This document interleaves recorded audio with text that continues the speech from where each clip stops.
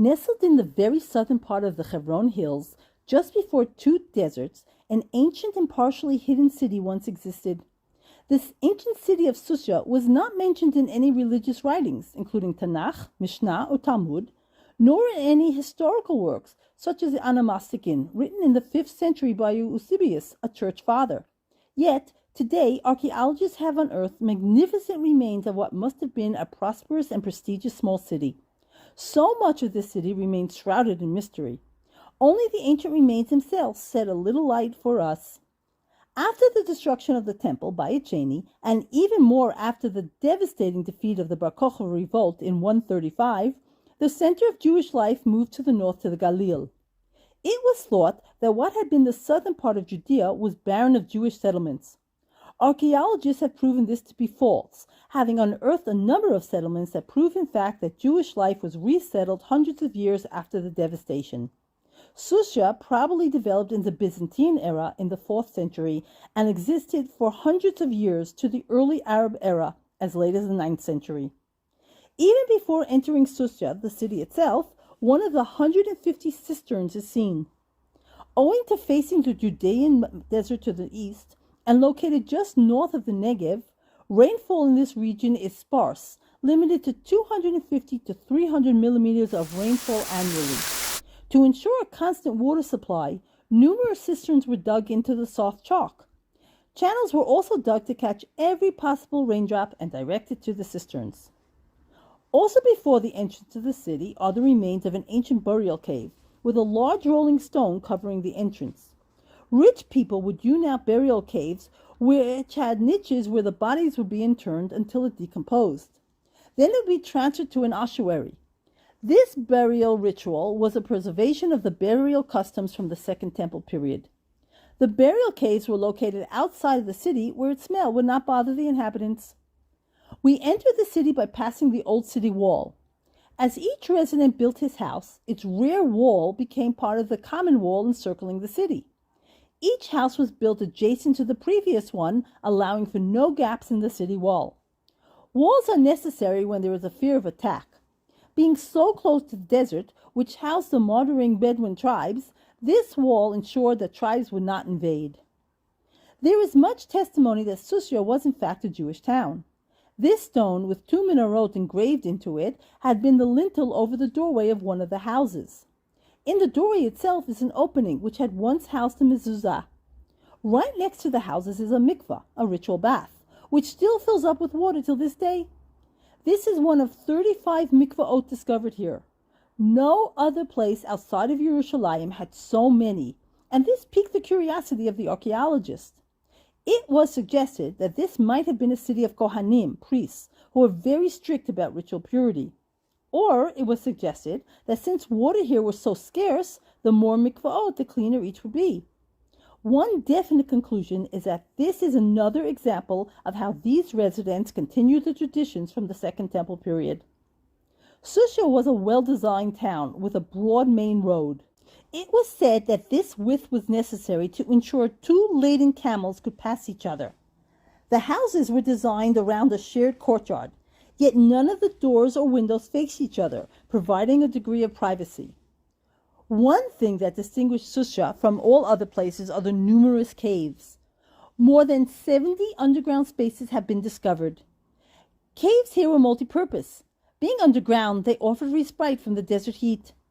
Caves were used for dwellings, with this one being recreated, exhibiting the civilization that must have been. Food was hung high due to the animals. Caves were also used for various trades and workshops. Some of the caves were remodeled to resemble a potter's cave, a weaver's cave, and one where an original olive press was discovered. Here, tourists could envision the ancient culture. These underground spaces were also used as storage areas. Perhaps most importantly, these areas served for protection and hiding places. Many were equipped with escape routes.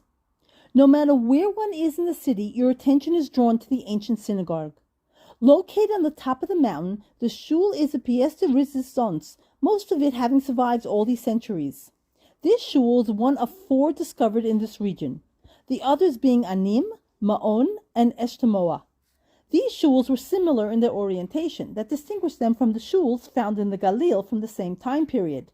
These shuls had a short wall with entrance in the east and a broad wall facing north Yerushalayim. The architecture is reminiscent to the temple, the Beit HaMikdash. Another unique feature of these four shuls, in contrast to those of the Galil, is the lack of columns to support the roof. A large rolling stone was set in the entrance. The shul doubled as a religious center and also a place where people could take refuge in the time of need. The walls of the shul are extremely thick, and there is an emergency escape route if necessary. Once passing the stone lies an outer courtyard, as there had been in the Beit HaMikdash. Surrounding the courtyard are the remains of beautiful arches. Near the southern wall is a dedication inscription written in Hebrew. Unlike the Jews in the north who spoke Aramaic or Greek, this demonstrates that the Jews here continue speaking Hebrew, once again proving these inhabitants preserve the Jewish traditions. The inscription is thanking the donor, a revered rabbi, a Kohen. This also adds speculation that this might have been a city of Kohanim. A staircase leads to the main hall, like it had been in the Beit HaMikdash. There are 3 entrances into the hall from the eastern side. Having the entrance in the east and not towards the sun was to counter the way pagans worshipped. Entering the main hall, one is impressed with the magnificent remains and can only imagine how spectacular it must have been at the height of its glory.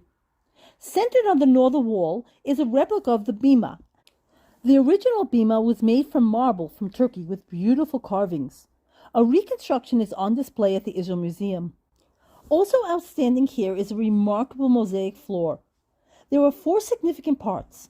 All the way to the northeast side is another dedication in Hebrew to another Kohen who contributed to this shul. The second panel is filled with Jewish symbols. The large middle panel before the bima depicts a spoke wheel design. There is speculation that a zodiac design had in fact been here. The zodiac motif is found in several shuls up north, which is curious since it is not in accordance with Jewish tradition. It is believed that this is an example of how influences from other cultures seeped into the culture and the resulting Judaization. The crude geometric pattern was probably the replacement of the zodiac in later times, likely due to iconoclasm. Finally, there's one more that might have depicted Daniel in the lion's den, but that too was covered over. One could leave this building the way one entered, or the more adventurous could take the escape route.